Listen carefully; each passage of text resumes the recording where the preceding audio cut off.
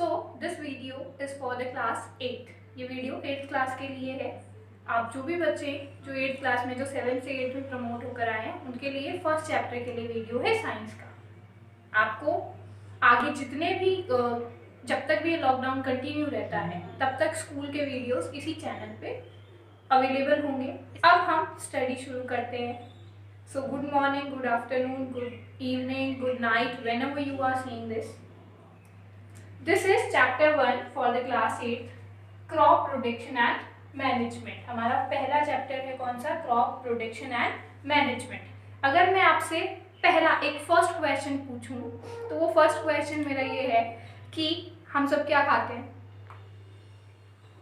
हम सब क्या खाते हैं? खाना। आपका आंसर होगा क्या? फूड। हम जो फूड खाते हैं उसको उगाता कौन? कहाँ से वो हमारे पास आता है? आप कहेंगे मार्केट से आता है। तो मार्केट में कहाँ से आता है? मार्केट में कौन लाता है? फार्मर्स। सो बेसिकली जो फूड है वो कहाँ से आ रहा है हमारे पास? फार्मर्स के पास से। फार्मर्स क्या करते हैं? उसको उगाते हैं। ठीक है, उगाने को हम कहते हैं फार्मिंग या एग्रीकल्चर। फार्मिंग या एग्रीकल्चर।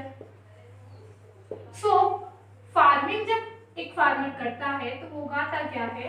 क्रॉप। अब क्रॉप का मतलब क्या होता है? क्रॉप का मतलब क्या ये होता है कि हम एक पौधा उगा रहे हैं, एक पॉट हमने लिया उसमें एक पौधा उगा दिया तो क्या वो क्रॉप होगी? नहीं, वो क्रॉप नहीं होती। वो क्या होता है? प्लांट। हम क्या बोलते हैं हमारे घर में जब हम पौधों को पानी देते हैं तो हम बोलते हैं watering the plant. We are watering the plant. लेकिन वो प्लांट है, वो क्रॉप नहीं है। क्रॉप कहते हैं जब हम एक ही तरह के प्लांट को एक बड़े सारे एरिया में उगाते हैं। जैसे हम खेत में जाते हैं तो हम खेत में देखते हैं क्या कि पूरे खेत में क्या उगा हुआ है? गेहूं उगा हुआ है, चावल उगा हुआ है, सरसों उगी हुई है। देखते हैं आप सब सर्दियों पीली सरसों देखी है। So that is crop. वो क्या होती है? क्रॉप। अब क्या ऐसा है हमने बीज डाले और तुरंत क्रॉप उग जाती है? तुरंत सरसों उग गई, तुरंत गेहूं उग गया? ऐसा भी नहीं होता। हम या farmer is also a human being. So वो क्या करता है? फार्मिंग में बहुत सारी स्टेप्स इन्वॉल्व होती है। बहुत सारी क्या होती है? स्टेप्स इन्वॉल्व होती है। सो उन स्टेप्स के बारे में हम कल पढ़ेंगे। आज हम जानते हैं, अब हमें ये पता चल गया क्रॉप क्या होती है। अब हमने ये देखा होगा कि जो आम है वो अभी गर्मी में आते हैं, ठीक है। चीकू है वो सर्दी में आता है।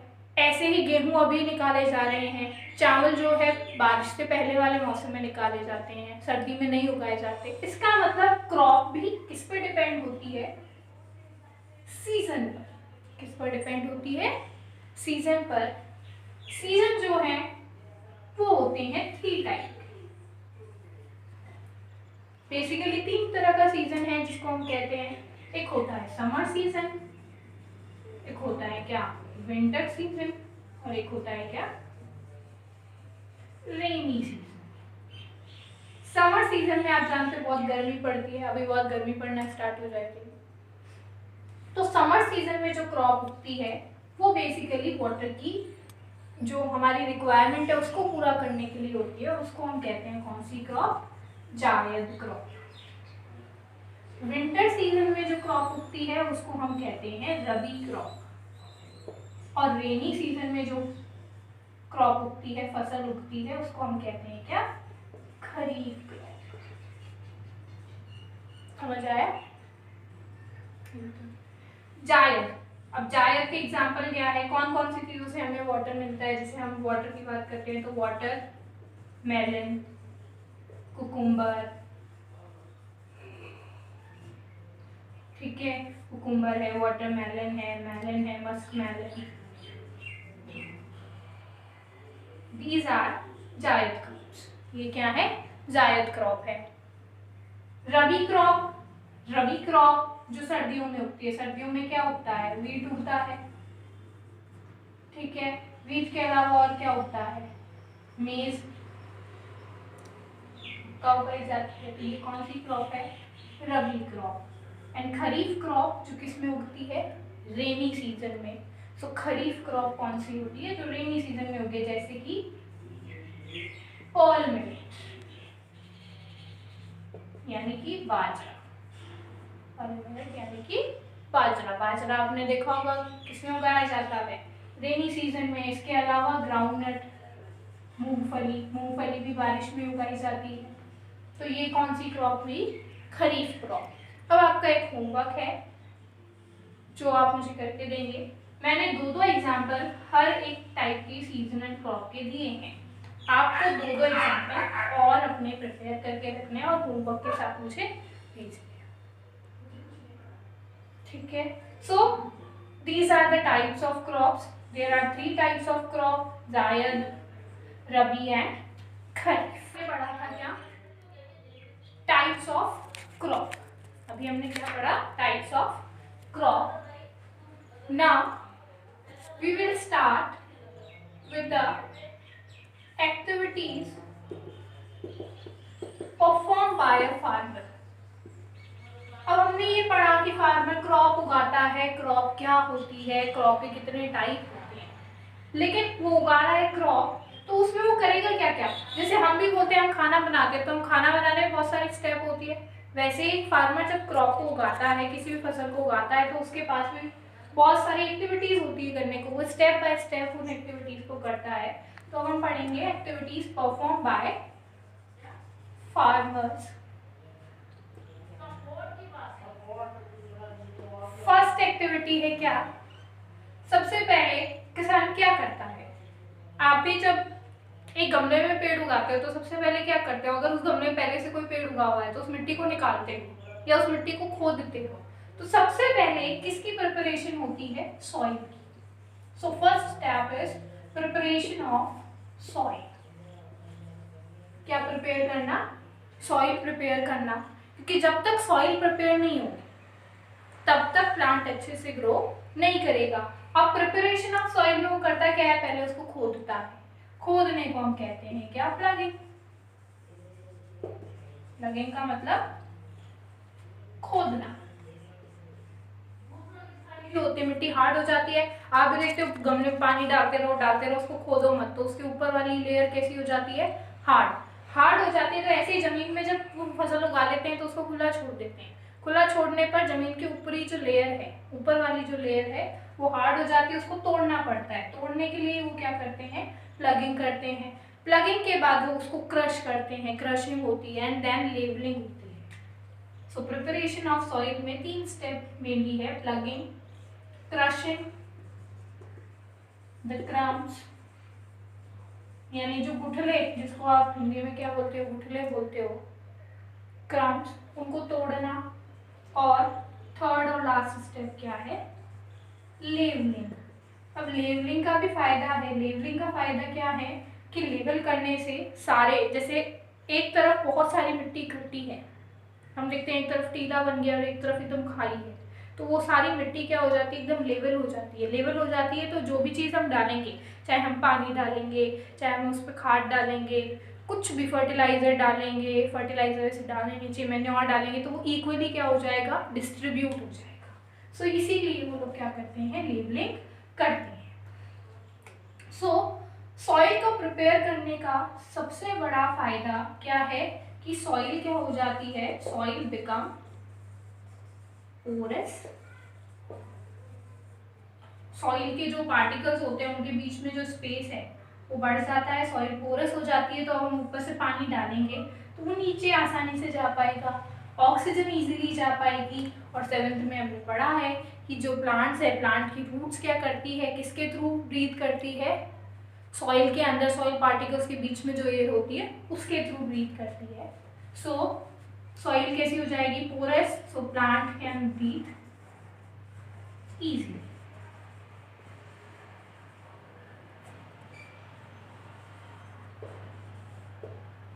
दूसरा, इक्वल डिस्ट्रीब्यूशन। लेवलिंग की वजह से क्या होगा, ऑफ मिनरल्स एंड वाटर। जितने भी मिनरल्स हैं उस सॉइल में और जो भी हम उसमें पानी डालेंगे वो सब कैसे डिस्ट्रीब्यूट होंगे, इक्वली डिस्ट्रीब्यूट होंगे। पूरे के पूरे प्लांट्स को वो सब चीज़ें इक्वली मिलेगी, सारे प्लांट्स को। ऐसा नहीं एक को ज़्यादा मिल जाएगी एक को कम मिल जाएगी। ऐसा कब होगा? जब या तो लेवलिंग नहीं करी गई है या फिर प्लगिंग के बाद उसको ऐसे ही छोड़ दिया, फिर से क्रम्स बन गए, उसके बाद लेवलिंग हुई, तो ऐसा हो जाता है कि जो हम चीज़ें डाल रहे हैं वो इक्वली डिस्ट्रीब्यूट ना हो, तो हमें क्रॉप्स भी कैसी मिलेगी, एक तरफ तो बहुत अच्छी और एक तरफ हो सकता है क्रॉप खराब हो जाए। समझ आई फर्स्ट स्टेप थी क्या? Preparation of soil. तो सबसे पहले फार्मर ने सॉइल प्रिपेयर कर ली। अब सॉइल प्रिपेयर करने के बाद उसको उगानी क्या है? क्रॉप उगाने के लिए ऐसा है क्या कि आपने एक जमीन को एक गमला लिया, उसको ऐसे ही छोड़ दिया, उसमें कोई बीज ही नहीं डाला, तो क्या अपने आप पेड़ उग जाएगा? नहीं। तो हमें क्या चाहिए होता है? क्या चाहिए होगा? सीड। क्या चाहिए होता है? सीड चाहिए। तो सीड के लिए अब हम हर कैसा सीड ले सकते हैं क्या? कोई सा भी सीड ले सकते हैं? नहीं। हमें क्या करना पड़ेगा? सीड को भी चेक करना पड़ेगा। सीड हम ले आए, उसको चेक करते हैं। चेक करने का तरीका क्या होता है कि एक, जैसे मैं आपको शो कर रही हूँ, एक टम्बलर या कोई भी एक बर्तन लेकर के उसमें पानी डाल देते हैं, और पानी डालने के बाद जो सीड्स हैं, सीड्स को उसमें डाल देते हैं। डालने पर होगा क्या? जो अच्छे सीड होंगे, वो जिनको अंदर से किसी भी कीड़े मकोड़े, किसी भी इंसेक्ट ने नहीं खाया होगा, किसी भी जानवर ने नहीं खाया होगा, वो कहाँ आ जाएंगे? नीचे। और जो खराब सीड्स हैं वो कहाँ आ जाएंगे? ऊपर। अब देख सकते हो, देखो मैंने सीड डाले थे तो कुछ तो गए कहाँ? नीचे, और कुछ कहाँ आ गए? ऊपर तैर रहे हैं। जो सीड्स ऊपर तैर रहे हैं, और इनको ऐसा नहीं है तो मैंने तुरंत डाला, वो थोड़े भारी भी इसलिए वो नीचे चले गए, ऐसा नहीं है। फार्मर्स उनको पूरी रात के लिए क्या करते हैं? ओवरनाइट उनको पानी में छोड़ देते हैं। पानी में छोड़ने से वो होता क्या है, कुछ सीड्स के ऊपर एक हार्ड लेयर भी होती है, तो वो भी क्या हो जाती है? उतर जाती है। तो इसलिए सीड्स को पानी में डाल के छोड़ दिया जाता है और सुबह उनको निकाला जाता है। जो नीचे होते हैं वही सीड्स क्या हो सकते हैं? वो वही सीड्स अच्छे हैं, वही उगने लायक है। उसके अलावा जो सीड्स हैं वो क्या हो गए? बेकार हो गए। तो हम भी इनको निकाल करके अगर नीचे वाले सीड उगाएंगे तो वही क्या होंगे? उगेंगे। वही क्या है? अच्छे सीड्स हैं। तो ये कौन सा मेथड होता है? Seed testing. कौन सा मेथड होता है? सीड टेस्टिंग, जो कि सोइंग में आता है, यानी बीज बोने में। सेकेंड स्टेप क्या होती है? फर्स्ट स्टेप क्या थी? Preparation of soil. Second step क्या है? सोइंग। तो सोइंग यानी बोना, बीज को बोना। उससे पहले सबसे पहले क्या होती है? Seed testing. सीड टेस्टिंग का मेथड आपको बता दिया। अब सीड्स को निकालने के बाद अब वो गीले हो जाते हैं। गीले हो जाते हैं तो उनमें फंगस लग सकती है, इसलिए उनको क्या किया जाता है? सुखाया जाता है। और सुखाने के बाद उनके साथ क्या मिलाई जाती है? फंगीसाइड्स। और क्या मिलाया जाता है उनमें? इंसेक्टिसाइड्स से उनको ट्रीट किया जाता है, यानी उनको भी उसमें डाला जाता है ताकि जो बीज है उसमें फंगस ना लगे, उसमें इंसेक्ट ना लगे उसको बोते थे। क्योंकि अगर हमने जमीन में उनको बो दिया ऐसे ही तो हो सकता है उनके आसपास फंगस लग जाए और वो उसको ग्रो ना होने दे। तो इसीलिए क्या डाली जाती है? फंगीसाइड्स और इंसेक्टिसाइड्स। ये वो दवाइयाँ होती है। फंगीसाइड यानी जो फंगस को नहीं उगने देगी, इंसेक्टिसाइड का मतलब है जो इंसेक्ट को नहीं खाने देगी। समझ आ गया ये? इसके बाद सोइंग की जाती है, यानी बीजों को बोया जाता है। बीज बोने का मेथड क्या है? दो मेथड होते हैं। एक तो होता है स्प्रिंकलर मेथड या स्प्रिंकलिंग, जिसके अंदर बीज जो बहुत छोटे साइज के हैं। एक ये पुराना मेथड है जिसके अंदर फार्मर क्या करता है? सारे बीज को ऐसे हाथ से बिखेरता है। हाथ से बिखेरने की वजह से स्कैटरिंग कहते हैं इस मेथड को। स्कैटरिंग मेथड में चारों तरफ बीजों को फैला दिया जाता है हाथ से, भुरकना, जैसे हम नमक डालते हैं वैसे हाथ से बीजों को फेंक के पूरे खेत में फैला दिया जाता है। एंड सेकेंड मेथड है थ्रू सीड ड्रिल। दूसरा मेथड होता है क्या? Seed drill.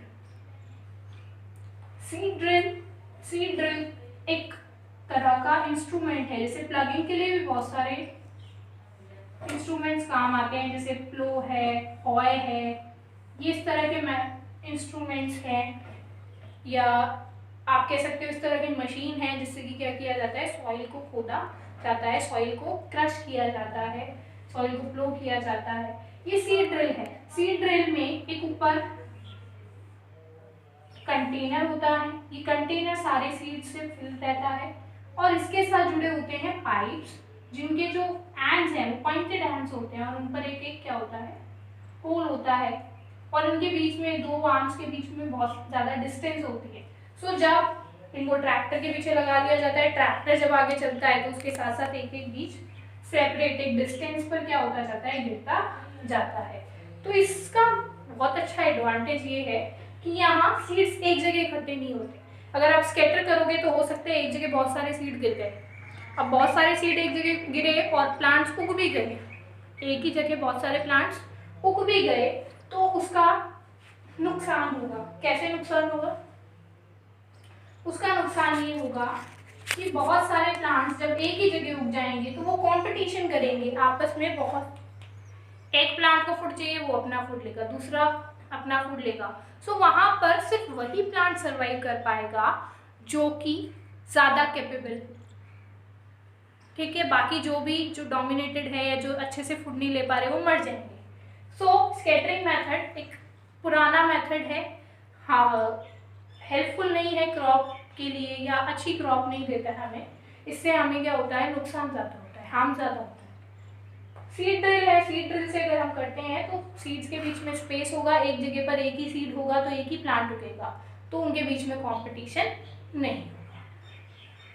तो ये दो स्टेप्स फार्मर सबसे पहले करता है, पहले सॉइल प्रिपेयर करता है, देन सोइंग करता है, सीड्स को बोता है, बोने के बाद फिर देन क्रॉप उसमें से। जो ड्रिल एक अच्छा मेथड है, स्कैटरिंग मेथड या फिर जिसको हम ब्रॉडकास्टिंग भी कहते हैं। Scattering is also known as broadcasting. So seed sowing जब हम करते हैं तो हमें बहुत सी चीज़ों का ध्यान रखना होता है। फर्स्ट थिंग कि एक जगह पर ओवर क्राउडिंग ना हो, यानी एक जगह पर बहुत सारे सीड इकट्ठे ना हो, क्योंकि एक जगह का सीड इकट्ठे हो गए तो प्लांट क्या है, प्लांट भी एक लिविंग बीइंग है, उसको भी क्या चाहिए, फूड बनाना है। हम तो फूड बाहर से लेते हैं बट प्लांट्स अपना फूड खुद बनाते हैं और फूड बनाने के लिए उसको सनलाइट चाहिए, एयर चाहिए, वाटर चाहिए। एयर वाटर इन सब के लिए वो प्लांट क्या करेंगे, आपस में कंपटीशन करेंगे। So first thing is we should avoid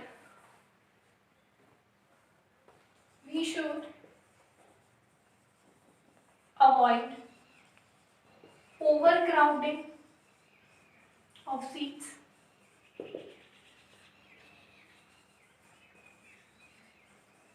एक जगह बहुत सारे सीड्स इकट्ठा ना हो। दूसरी बात हमें ध्यान रखनी होती है क्या, कि जो सीड्स हम ग्रो कर रहे हैं, जो सीड्स हम बो रहे हैं, सोइंग कर रहे हैं, सॉरी, सीड्स जो हम बो रहे हैं, सोइंग कर रहे हैं जिनकी, ना तो हमें उनको ज़्यादा नीचे डालना है, ज़्यादा ऊपर भी नहीं रखना है। ज़्यादा नीचे डालने से क्या होगा, मान लिया आपने दो सीड लिए, दो सीड सेम क्रॉप के हैं, एक को आपने 4 सेंटीमीटर की डेप्थ पे डाला है और दूसरे को आपने 10 सेंटीमीटर की डेप्थ पे डाला है। अब होगा क्या, और एक को डाला आपने 6 सेंटीमीटर की डेप्थ पर, 3 सीड दे दी। 4 सेंटीमीटर वाला जो सीड है आपका,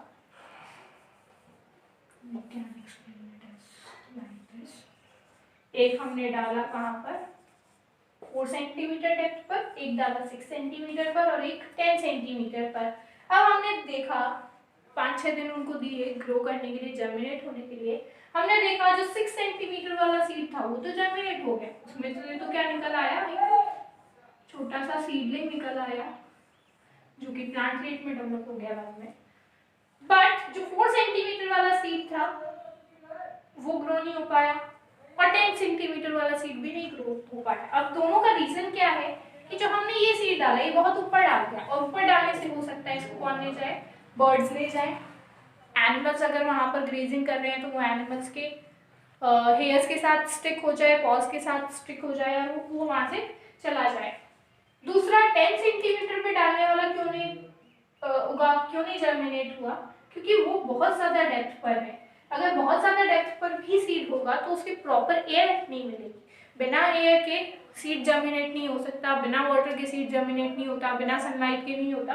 तो proper air, water and sunlight उसको मिलनी चाहिए, जो कि कहाँ मिलेगी, एक रीजनेबल डेप्थ पर। इसीलिए हमें उस सीड को कहाँ डालना होगा, एक पर्टिकुलर डेप्थ पर, जो कि कितनी होती है, 5 से 8 सेंटीमीटर के बीच की होती है। So seed should be sown, second thing, seed should be sown at a particular depth या reasonable depth। एक उचित गहराई पे हमें उस बीज को बोना चाहिए, एक पर्टिकुलर डेप्थ पे हमें उसको करना चाहिए, ताकि वो इजीली जर्मिनेट हो पाए, उसे इजीली एयर वाटर सनलाइट मिले। Thing to keep in mind during sowing is that कि जो हमारे सीड्स हैं वो रो वाले, कुछ प्लांट्स होते हैं जो रो क्रॉप्स होती हैं, जैसे कि बॉटल गार्ड यानी घिया होती है, और वीट है, मस्टर्ड है। These are row crops, means इनको एक रो में उगाया जाता है ताकि इनमें इजीली वाटरिंग कर सके, हम इजीली वाटर दे सके। So they should be sown at a particular distance, seed should be sown इन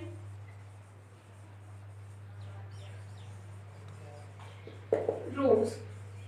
जो सीड्स हैं उनको किसमें उगाया, बहुत से प्लांट रो क्रॉप्स होती हैं, यानी जिनको क्यारियां बना के उगाया जाता है, तो उनमें इजीली पानी हम दे सकें, खाद डाल सकें। इसके लिए हमें क्या करना होगा, उनको पर्टिकुलर रोज में उगाना चाहिए, ताकि उनके बीच में स्पेस भी हो जाए, उनको इजीली हम वाटर भी दे सकें। And fourth and last thing to keep in mind is that seed should be sown in a particular season. जिस समय, जिस क्रॉप का मौसम है उसको उसी समय उगाया जाना चाहिए। जैसे गेहूं आप उगा रहे हो तो गेहूं सर्दी में उगता है तो सर्दी में ही उगेगा। जो बाजरा है वो बारिश के बाद उगता है, रेनी सीजन में उगता है, सो वो रेनी सीजन में उगेगा। अगर आपने पर्ल मिलेट के सीड्स लिए और अभी समर्स में उनको सोन किया, तो वो हो सकता है प्लांट उग जाए, वो क्रॉप उग जाए, बट वो उतनी वर्थफुल नहीं होगी, उतनी वर्दी नहीं होगी, यानी उतने अच्छे आपको बाजरा नहीं मिलेंगे, या हो सकता है उसमें फूल ही ना आए। सो जो क्रॉप्स हैं उनको उनके सीजन में ही हमें उगाना चाहिए। 3 स्टेप्स जो कि इन्वॉल्व है किसमें, एग्रीकल्चर में या क्रॉप मैनेजमेंट में, वो है कौन कौन सी, मैन्योरिंग एंड फर्टिलाइजिंग, यानी जो बीज उगता है तो उसके बाद उसमें से छोटे छोटे प्लांट्स निकल आते हैं। प्लांट्स निकलने के बाद उसमें क्या डाला जाता है, खाद डाली जाती है, फर्टिलाइजर्स डाले जाते हैं, फिर उसके अंदर इरिगेशन यानी पानी डाला जाता है। देन वो क्रॉप्स उग जाती है तो उस पर इंसेक्टिसाइड्स फिर से डाले जाते हैं ताकि कीड़े मकोड़े मर जाएं। एंड देन जब पकने के बाद उसकी क्या होती है, harvesting and then storing and marketing या सेलिंग। तो इन सब के बारे में हम कल के वीडियो में, आज का ये वीडियो यहीं तक है। आपको जो समझ आया वो ठीक है।